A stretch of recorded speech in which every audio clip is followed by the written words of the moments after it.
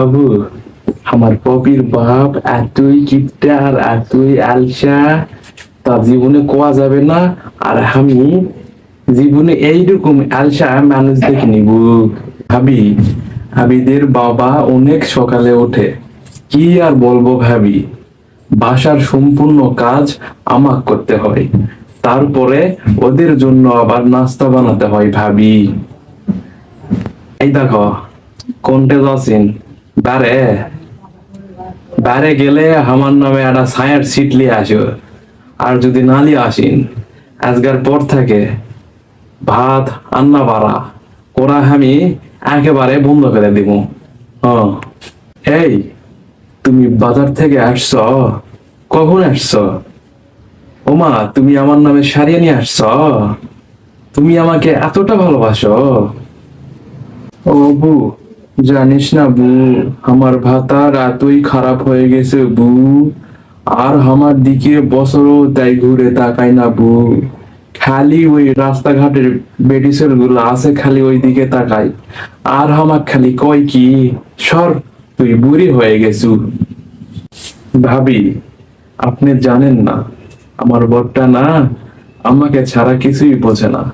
আমি যেটা বলি সেটাই শোনে। সে আমার জন্য পুরোটাই পাগল। অবু, হাঙ্কে বাড়ির মরদটা এতই আলিশা বু, কাজ কাম আছে কিন্তু করে না, খালি সারাদিন দামান খালি শুতে থাকে খায়। ভাবি, ভাইয়া কি কাজ করে? আমার বর তো শহরের ভিতরে অনেক বড় একটা কোম্পানিতে জব করে, অনেক টাকা মাসে বেতন পায়, বুঝছেন ভাবি।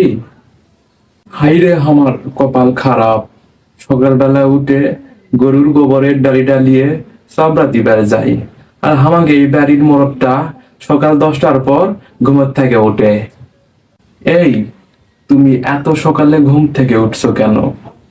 তোমার তো ঠান্ডা লেগে যাবে। যাও সোনা, তুমি ঘুমিয়ে যাও।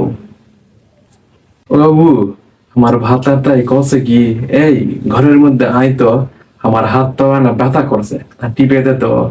দেখছি বু, দেখছু, খাই দাই কোনো কাম নাই, সারাদিন খালি বসে থাকে, শুতে থাকে, খাই, আর তার বলে হাত পা টিপে দেয়া লাগবে, আলসার ঘরে আলসা। এই, তোমার গোসল করা শেষ?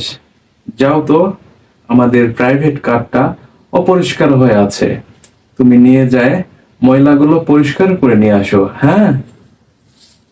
ও বু, শুনিছু বু, শুনিছু, আমার এই বাড়ির মরদ কোনটে কি জি করে আসে। আচ্ছা, খালি কয় কি যে ফ্যান দে তো, তাড়াতাড়ি ফ্যান দে।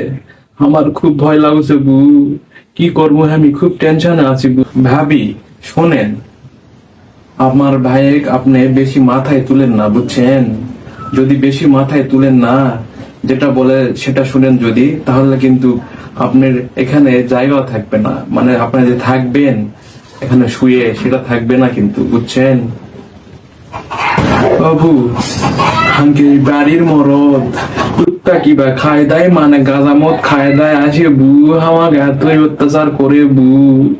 আইদে আমার এই পিটো দেখলাম মাজা এতই দাগ বু, আমি ব্যাত নাই উঠে পারছি না বু। ওই মরদ আসে আমার, আবার তাই পিপা লাগিছে বু। এখন এই গায়ের যদি মাথা বড় করা যেতে গেলে ব্যবস্থা না করে বু, তাহলে আমি আর কি কামবো, মুখে আমি কাক দেখামু বু। এই দুটা বেটি বেটা আছে বু, আমি কি করবো, কি করে খামু বু, তারপর আমি কেমন করে বড় করবো বু।